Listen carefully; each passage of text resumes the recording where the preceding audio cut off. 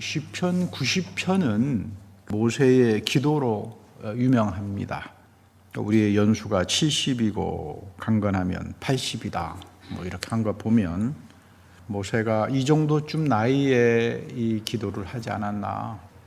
어쩌면 광야 생활에서 자기 한평생 삶을 하나님 앞에서 회고하고 반성하는 그런 기도여서 대단히 영적으로 소중합니다. 왜냐하면 모세와 동행했던 그 하나님이 똑같은 하나님이에요. 다른 하나님이 아니에요. 내가 머릿속에서 생각하는 그 하나님이 아니에요. 성경에서 계시한 이 하나님은 모세의 하나님이고 똑같은 하나님이 오늘 내 삶 속에서 똑같이 역사합니다. 그래서 성경 말씀이 굉장히 소중한 거죠. 오늘 설교 제목이 인정이라고 하는 말을 썼습니다만 인정이 많다 그런 뜻이 아니고요.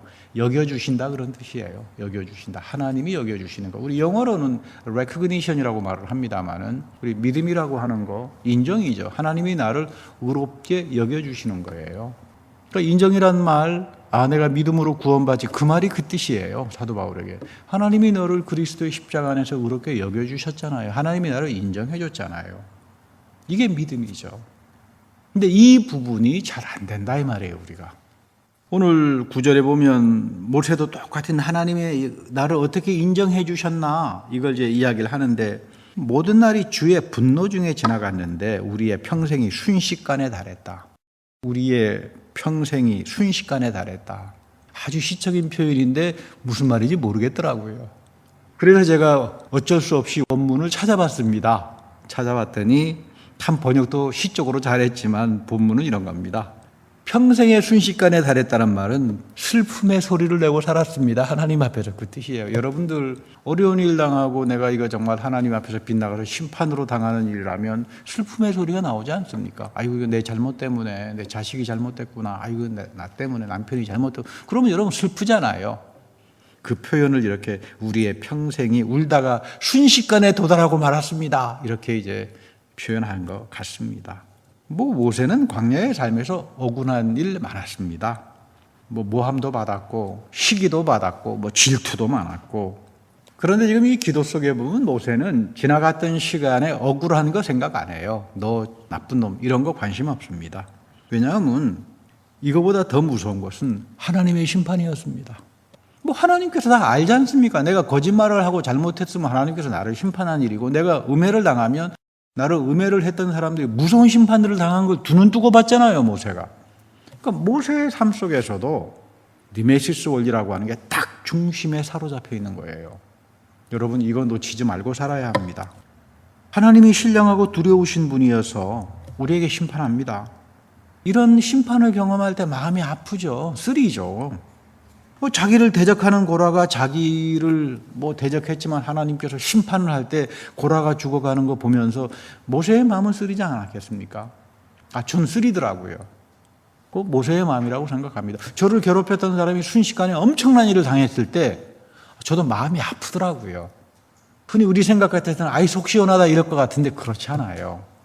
그러면 여러분 아직 하나님 믿는 사람 아니에요. 같이 아파야 돼요. 할렐루야. 그러니까 이 모세의 마음이 그런 거죠. 그러나 나는 하나님의 심판도 무섭지만 더 보고 싶은 거는 그런 심판을 통해서 나에게 오는 하나님의 은혜를 더 보고 살고 싶습니다. 이 기도의 내용의 핵심이 이겁니다. 우리도 그렇죠. 그러면 모세가 그토록 간구했던 하나님의 은혜는 무엇일까? 주님의 인자하심이었다. 주님이 나를 인자하게 대해주신다. 나를 인자하게 대해주신다 이 말이에요. 나는 참 모자란 사람이고 혈기도 많고 여러 가지가 참 그런데 하나님이 이 모세 나를 끝까지 인자하게 대해주셨다. 여러분 이게 믿음이죠. 우리가 믿는 하나님도 여러분들을 인자하게 대해주실 때 놀라운 기적과 사건들이 벌어지는 거예요. 그러니까 인색하지 말아야 돼요. 신앙생활하면서. 우리가 인색해지면 수전노처럼 되면 하나님의 인자하심이 우리에게 오지 않아요. 바울도 똑같은 말을 하죠. 주님의 인자하심이 나에게 와서 만족하게 하고 나를 즐겁게 하고 기뻐하게 해 주십시오. 여러분 이게 믿음 생활입니다. 이거 붙들어야 돼요. 돈 주고 못 사는 소중한 말씀의 진리예요. 바울도 똑같은 말을 합니다. 하나님은 우리가 선하신 주님의 뜻을 알고 즐거워하고 기뻐하는 데 있다. 바울도 그 엄청난 고난의 시간에 감옥 속에서 하는 말들이잖아요. 주님의 인자하심을 늘 경험해요, 바울이. 하나님이 내가 가득 찬 감옥에 있지만 하나님의 자비로우심으로 나를 늘 인자하게 대해 주시고 나를 자비롭게 대해 주신다. 그 이야기를 할 수 있는 거예요. 이건 오늘 우리가 광야의 생활을 하면서 붙들고 가야 되는 내용입니다. 내가 하나님의 선하신 뜻을 어기고 함부로 할 때 하나님은 심판합니다. 절대로 나를 인자하게 대하지 않습니다. 그러나 내가 하나님을 두려운 분으로 믿고 하나님 말씀과 뜻에 하나님 마음에 합한 자로 살아갈 때 하나님은 나를 인자하게 대해 주시고 나를 자비롭게 대해 주신다. 이것만이 우리가 광야의 생활에서 승리로 갈 수 있는 영적 비결 중에 비결입니다. 그런데 오늘날 우리는 안타깝게도 이러한 경건의식 다 잊어버리고 삽니다. 왜 그럴까? 오랫동안 생각을 제가 해봤는데요. 사람은 하나님 앞에서보다는 세상으로부터 인정받기를 더 원해요. 우리 지금 보면 독일의 철학가면 칸트하고 헤겔이라고 하는 사람이 있습니다. 뭐 요즘은 니체의 시대라 그러죠. 근데 이 칸트라는 사람은 루터란 교인이에요. 기독교인인데 평생 자기 철학을 인정이라고 하는 말을 가지고 고민하는 사람이에요. 인정을 잘못 받으면 엄청나게 문제가 터집니다. 이 사람 하는 이야기 중에 유대인과 폴란드 사람에 대해서 서로 잘못된 인정을 했다. 이런 말이 하나 나오는데 기차를 타고 갑니다. 폴란드 사람이 쓱 보니까 앞에 앉아있는 유대인이 보니까 뭐 금팔찌도 끼고 목에 귀걸이도 하고 뭐 부자 행세를 하는데 이거 영락없는 형편없는 수존노거든요. 사기꾼이거든요. 그래서 폴란드 사람이 물었습니다. 너희들은 어떻게 그렇게 많은 돈을 버니? 했더니 유대인이 가만히 보더니 5달러만 주면 내가 가르쳐 주지. 5달러를 줬더니 부자가 되려면 말이야 죽은 물고기를 하나 사가지고 어항에 담았다가 밤중에 몰래 교회 뒷뜰에 가서 교회 공동묘지에 가서 묻어라. 이거 뭐 설명하는 게 기괴하고 재미있잖아요. 그랬더니 유대인이 딱 마치더니 5달러를 더 줬으면 좋겠는데 내가 계속 이야기를 하려면 한 30달러 정도를 이제 다 뺏긴 겁니다. 보니까 이제 몇 차례 속은 폴란드 사람이 내 이럴 줄 알았다. 너희들 이런 식으로 돈을 벌었지. 나를 속였지. 그랬더니 유대인이 오히려 큰 소리 칩니다. 나는 너에게 속인 적이 없어. 지금 내게 돈 버는 방법을 가르쳐주고 있잖아. 전수하고 있잖아. 내가 왜 속였느냐. 옥신각신합니다. 그리고 우리는 수전노가 아니야. 너가 아는 것처럼. 우리는 내가 버는 돈 중에 11조는 꼭 하나님께 드려. 너희 폴란드 놈들은 안 드리잖아. 여기에 보면 유대인은 속인 적 없습니다. 문제는 자기가 부정한 방식이 되는지 뭐가 되는지 모르지만 이 돈은 11조라고 하는 거룩한 계명을 통해서 합리화를 시켜요. 이게 참 중요합니다. 이들은 물질을 하나님께 드림으로써 자기의 물질의 삶을 합리화시키는 인종이로구나. 여러분 우리 모두는 다 부자가 되고 싶죠. 부자가 되는 사람은 다 남다를 겁니다. 또 열심히 하고 뭐 일도 많이 해가지고 돈을 버는 사람도 있을 겁니다. 뭐 그건 나쁘다고 이야기할 수 없죠. 그건 훌륭하다고 봐야죠. 남은 쿨쿨 잠자는데 게으른데 열심히 해서 부자가 됐으면 참 훌륭하다 박수를 쳐줘야지. 그까짓 거 이렇게 해서는 안 된다 이 말이에요. 그건 나쁜 심보예요. 그런데 못된 방식으로 하면은 그건 문제가 됩니다. 부정한 방식으로. 이 유대인하고 좀 비슷한 사람들이 하나 있어요. 마피아들입니다. 이 사람들은 폭력, 마약, 온통 못된 짓 다 해가지고 큰 돈을 벌면 꼭 성당을 찾아가요. 가서 푸짐하게 헌금을 하고 고해성사를 합니다. 그 해에 가서 살인하고 돈도둑질하고 다 그래가지고 떠날 때는 모든 죄가 다 사해졌네 할렐루야 그러고 나옵니다. 이거 잘못된 인정이죠. 여러분 우리가 돈을 벌더라도 축복을 받더라도 하나님 마음에 합한 방식으로 받아야 돼요. 이게 misrecognition이죠. 잘못된 인정으로 가다가 보면 우리가 다 주술신앙, 기복신앙, 잘못된 길로 빠지게 됩니다. 아니 무슨 뭐 하나님이 용서하는데 돈이 필요합니까? 그렇지 않습니다. 하나님이 달라고 하세요. 대단히 깊숙한 관계가 있어요. 이 부분, 영적인 부분하고 물질에 대한 관계를 성경을 통해서 잘 이해해야 내가 부유하게 살 수 있고 내 가정이 내 자녀들이 이 바이러스 이런 시대 속에서 승리하는 삶을 살 수 있다고요. 왜? 하나님의 인자하심이 나를 비춰주시니까. 근데 이걸 삐거덕거리면 이 진리를 깨닫지 못하면 우리 모두는 다 미혹당할 수 있는 겁니다. 주기도문에 보면요. 예수님께서 우리의 죄를 사하여 주신 것처럼 나의 죄를 사해 주십시오. 이 표현이 나오는데 이거 돈 이야기예요. 누군가가 나에게 돈을 빚졌어요. 근데 하나님, 내가 저 사람 탕감해 줬습니다. 가난하니까. 그러니까 제가 하나님 앞에 빚진 게 많습니다. 속전도 드리지 못하고 계명대로 살지도 못하고 그렇잖아요. 하나님 말씀대로 제가 아무것도 못 살았는데 내가 저 사람에 대해서 탕감을 해줬으니까 주님도 이걸 보셔서 저를 탕감해 주십시오. 원래 그런 뜻이에요. 왜냐하면 구약의 모든 문화 속에서 죄는 속전하고 관계가 돼 있잖아요. 그래서 예배 시간에 제사 드리러 가게 되면 속전을 가지고 와서 양이나 짐승들을 사서 하나님께 내 죄를 사하라 그러잖아요. 그러면 여기서 우리가 한 가지 물어야 됩니다. 하나님은 돈을 사랑하시는 분인가? 전혀 그렇지 않아요. 하나님께서 속전 제도를 만든 것은 하나님이 우리를 더 잘 알아요, 우리보다. 너는 입으로는 다 하지만 너의 마음은 어디에 가 있다? 항상 너 돈에 가 있다 이 말이에요. 너 마음이 물질에 가 있는 동안은 절대로 하나님의 인자하심이 너를 향해서 비치지 않는다. 그 마음을 가져오게 하는 거예요, 하나님이. 그래서 우리 예수님께서 유명한 만 달란트 탕감받은 이야기도 똑같은 말이에요. 너는 갚을 수 없는 빚을 하나님 앞에 받았어. 이제 너는 의로운 자로 하나님이 인정해 줬어. 죄를 사해 주시고 영적으로 넌 부여한 자가 됐어. 이제 너가 영적으로 부여한 자가 됐으니까 너 마음밭을 잘 읽으면 하나님께서 엄청나게 쏟아부어 주셔.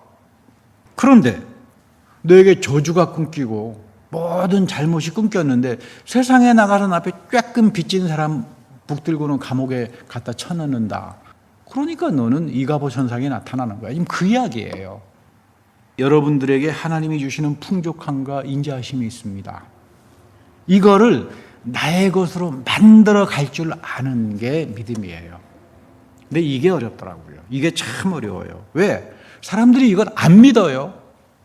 정확히 말하면 믿기가 어려워요. 오늘 예수님 말씀에도 아주 중요한 내용이 들어있죠. 나의 이름으로 무엇이든지 구해라. 아니, 목사님, 내가 예수님 이름으로 구한 게 몇 개인데 지금까지 하나도 이루어지지 않았는데요. 성경 잘못된 거 아닙니까? 아니, 여기 보면 내 마음대로 너 멋대로 구하라는 말이 없지 않습니까?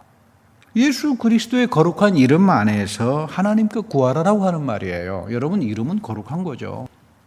예수 그리스도의 이름 안에 있다는 말은 내가 성령 안에 있다는 말이에요. 이런 사람의 간구를 듣고 그리스도가 행하신다, 그런 뜻입니다. 근데 그 이유가 더 기가 막혀요. 아버지께 영광이 되기 때문이다. 아니, 나는 내가 기도해서 문제 해결되면 나의 문제가 해결돼서 감사한 줄 알았는데 그거 아니에요. 예수님께서 100% 들어주시는 기도는 그리스도 이름 안에서 성령 안에서 아버지께 영광이 되는 기도들 100% 이루어지게 합니다. 그러니까 여러분, 기도하면서 기도 배워야 돼요. 아버지께 영광이 되는 그 기도를 하게 해 주십시오. 근데 내 마음의 중심은 세상적인 가치, 교만, 탐심 이쪽에 잔뜩 가 있어가지고 이런 기도를 드리지 못한다 이 말이에요. 그러면서 예수님께서 하시는 말씀이, 그러면 이렇게 이루어지시는 기도는 어떤 사람이 하는가? 내가 가르치는 계명을 지키는 사람이다. 그러니까 하나님 말씀 전혀 난 지키지 않아요. 하나님 말씀대로 실행도 안 합니다. 그러면서 저는 하나님께 간구합니다. 하나님께서 일절 안 듣는다 그 말이에요. 나의 기도가 이루어진다라고 하는 건 내가 하나님 말씀을 사랑하고 말씀을 실행하다가 보면 이것이 누구에게 영광이 됩니까? 하나님께 영광이 되잖아요. 그러니까 예수 그리스도가 이 기도를 다 실행하고 100% 이루어주게 하겠다 그 말이에요. 여러분, 이 기도의 신비, 기도의 축복을 잘 이해해야 합니다. 이번 주는 우리 교단 연금 전문가들하고 교육도 좀 받고 했습니다만은 뭐 금융 분야에 다 베테랑들이잖아요. 그래서 이분들 하시는 말씀이 앞으로 이제 이 바이러스가 2, 3년 지속이 될 거고 뭐 자기네도 잘 모르겠대요. 급격한 인플레가 오기 시작하면은 대공황이 옵니다, 미국에. 우리도 모르겠다. 그러나 열심히 저축은 해놓는 게 낫다. 그래서 이분들도 답이 없어요. 참 불안한 시대를 삽니다. 아, 이건 무너지는구나. 바벨탑이 무너지듯이, 여리고 성이 무너지듯이, 예루살렘 성이 무너지듯이 인간이 하나님 앞에서 교만하게 쌓던 모든 것들은 다 무너지는구나. 이게 지금 우리가 사는 시대입니다. 그런데 저를 더 놀라게 하는 거는요, 사람들이 안 믿어요. 우리가 광야의 삶을 살고 있어요. 바이러스 대재앙이 시작되는 5번째 심판의 시대입니다. 그럼 나는 어떻게 믿고 살아야 하나님의 자비로움과 광야의 만나를 이어가는 삶을 살 수 있을까? 성경 절대로 복잡하게 말하지 않습니다. 하나님 말씀 지키고 살아라. 새 언약의 복음 일꾼으로 살아라. 너에게 준 새 언약의 복음에 그 엄청난 영적인 부여함의 축복이 있지 않느냐, 그거 붙들고 살아. 뭐 다른 데 엉뚱한 데 가가지고 미혹당하지 말라 그 말이에요. 오늘 사도 바울은 고린도전서에서 아주 유명한 말씀하죠. 나의 몸은 너희가 그리스도께로 받은 바 너희 가운데 계신 성령의 전이다. 나의 몸이 성령의 전이라고 하는 겁니다. 그 말은 너는 너의 것이 아니다 이 말이에요. 너는 하나님이 값을 쳐서 산 사람들이다. 굉장히 소중한 값이죠. 예수 그리스도가 희생을 당했잖아요. 그래서 하나님이 나를 그리스도의 죽음의 값을 쳐서 속전으로, 이 말 무슨 말이겠어요? 하나님이 헌금했다 그 말이에요. 하나님의 속전을 치렀다. 너 때문에. 구약에서는 내가 속전을 들고 가서 하나님께 예배를 드렸는데 예수 그리스도가 나를 위해서 속전이 되어주셨기 때문에 너는 값을 쳐서 산 사람이야. 그러니까 너 몸을 함부로 굴리지 말라 그 말이에요. 하나님의 성전으로 너는 살아가야 된다. 그 당시 고린도 교인들이 세상의 것을 가장 탐닉하고 살았습니다. 몸도 함부로 굴리고 기복신앙, 주소신앙 별거 다 하고 살았다고요, 이 사람들. 근데 너희들 지금 하나님께서 그리스도의 희생을 통해서 저주와 빚으로부터 탕감해가지고 하나님이 너에게 헌금을 해가지고 산 존재들인데 이렇게 살아서 되겠느냐? 너의 영에 하나님의 성령이 시기할 정도로 그리워할 뿐만 아니라 너의 몸이 성전으로 살아간다라고 하는 말은 다른 게 아닙니다. 뭐 금욕주의적으로 살아야 된다, 뭐 금식하고 살아야 된다 이런 말이 아니고요. 세상에 가서 몸담고 살아가는 모든 물질적인 삶, 세상적인 삶에 하나님이 인정하고 살라 그 말이에요. 성령 간구하면서 살라 이 말이에요. 그래야 너희들이 살 수 있다, 그런 이야기입니다. 그래야 하나님이 내 삶에, 물질의 삶에 거합니까? 나에게 권력이 많습니까? 나에게 무슨 명성이 있습니까? 나에게 숨겨놓은 돈이 많습니까? 하나님이 없는 세상 거라면 그거 다 무너집니다. 여러분 보세요. 다 무너집니다. 내가 뭐 학문이 많습니까? 요즘 학문 많다는 사람들 하나님 없이 이야기하다가 지금 세상에 조롱거리를 당하잖아요. 여러분들 보고 있지 않습니까? 다 무너져요. 이럴 때 하나님이 떠나버리는 시대에 하나님이 찾고자 하는 사람이 있어요. 그게 믿음을 가진 사람들입니다. 믿음이라고 하는 건 하나님이 너는 의로운 자로구나, 이게 믿음이에요. 뭐 다들 믿음이 있다고 그러죠. 다들 믿음 있으면 뭐 합니까? 하나님이 나를 의롭게 여겨주시는가? 이게 심각해집니다. 예레미야의 질문이 바로 여기에 있었던 거죠. 다들 잘 믿는다 그래요. 하나님은 그런 믿음 거들떠보지도 않아요. 하나님이 나를 의롭게 여겨주시는, 인정해 주시는 믿음, 그래야 내가 의로운 사람이 되는데, 이것을 위해서는 항상 말씀의 진리를 붙들고 사는 여러분들이 되기를 바랍니다. 인정이란 말은 참 중요합니다. 믿음의 세계 속에서도 하나님이 나를 의롭게 여겨주시는 인정이 필요하지만, 사람이 먹고 사는 문제 이런 것들이 해결되면요, 가장 본능적인 게 사회적으로 인정받기를 원해요. 문화적으로 인정받기를 원해요. 여러분, 문화적으로 인정 안 되면 전쟁 벌어집니다. 이건 무서워요. 이거 우간다입니까? 거기 투투족하고 후투족이 서로 다른 인종들이잖아요. 같은 나라에 살면서 서로 문화적으로 인정이 안 되고 차별당하니까 100만 명씩이나 죽이는 사건이 벌어지잖아요. 이거 여러분 우간다에만 생기는 일이 아니에요. 유고슬라비아 같은 나라, 동국권 같은데 동유럽에서도 인정 문제 때문에 터지잖아요. 미국도 그렇죠. 이슬람 관계에서 잘못되면 전쟁 납니다. 파리도, 독일도 문화적인 인정 문제 때문에 폭탄 테러가 벌어지고 그러잖아요. 그러나 인생에서 가장 중요한 건 뭐냐 하면은 하나님으로부터 받는 인정, 이것이 믿음이고 이것이 은혜고, 이 틀 안에서 모세가 기도한 것처럼 하나님의 인자하심이 나를 향해서 비춰주는 겁니다. 하나님께서 십자가에서 희생을 당하시고 세상과 화해를 하셨다. 이런 하나님의 화해의 선물, 이 새 언약의 복음을 붙들고 살아가자. 화해의 선물은 나에게 구체적으로 인격적인 체험으로 오는 겁니다. 제가 여러 차례 말씀드리지만 유니버셜 애브스트랙트 해가지고는 하나님의 말씀의 진리 한 줄도 이해하지 못해요. 인격적으로 구체적으로 체험이 되는 통로가 어디입니까? 말씀대로 사는 사람들이죠. 자기는 말씀대로 전혀 살지 않아요. 말씀이 뭔지도 몰라요. 그래놓고 자기는 맨날 하나님 앞에 와서 간구한다 그래요.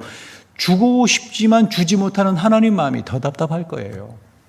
모세는 오늘 자신의 기도에서 내가 주님과 더불어 광야에서 살아보니까 내가 가장 소중한 게 무엇인지 알았다. 그게 뭐냐? 우리의 날을 계수하는 것을 하나님이 가르쳐 주셔야 된다. 그래야 내가 지혜로운 마음을 갖는다. 우리가 신앙생활은 하나님께서 나에게 지혜로운 마음을 주는 거죠. 이 지혜의 마음이 성령을 통해서 나에게 올 때 힘들고 어렵고 바이러스가 오고 공포가 오고 이거 뭐 다 무너지는 사회 속에서도 살아남을 수 있는 거예요. 그러면 우리들의 나를 계수한다는 건 무엇일까? 손꼽으면서 내가 언제 죽지? 이렇게 생각하는 게 아니고요. 내가 지금까지 나에게 베풀어 주시는 하나님의 은혜를 기억하고 사는 겁니다. 그렇지. 나는 빛나고 살아갔지만, 나는 세상에 탐심을 가지고 살았지만, 나는 참 하나님 마음에 안 든 참 그런 수조노처럼 살았지만, 내가 이렇게 살아서는 안 되는구나. 내가 하나님을 인정하고, 그리고 하나님이 나에게 베풀어 주신 그 하나님의 은혜와 용서를 붙들고, 이거 붙들고 살아야만 내가 공포에 찌들지 않고, 모든 것들이 불안하고 한 치 앞도 보이지 않는 어떤 공포가 찾아올지 모르는 이런 마지막 때 심판 속에서 이 믿음만이 나를 구원으로 인도하는구나. 참 중요합니다. 하나님의 사람이 정원에서 흙을 고르고 있었어요. 수도원에 들어온 지 얼마 안 되는 젊고 교만한 사람이 묻습니다. 무엇을 도와드릴까요, 선배님? 그랬더니 이 선배 수도사가 부탁을 합니다. 단단한 흙 위에 물을 좀 부어주시오. 이 젊은 수도사가 물을 붓으니까 물이 옆으로 이렇게 흘러가지 않겠어요? 그랬더니 또 이 나이 많은 선배가 옆에 있는 망치를 들고 흙덩어리를 깹니다. 부서진 흙을 모아놓고 다시 젊은 사람에게 다시 한번 물을 부어주시오. 두어 차례 깨고 해서 물을 부으니까 흙 속에 잘 스며들어요. 흙이 이렇게 뭉쳐지기 시작해요. 그러더니 이제 나이 든 선배가 이런 말을 합니다. 이제야 흙 속에 물이 잘 스며드는군. 여기에 씨가 뿌려지면 꽃도 이루고 열매를 맺는 거야.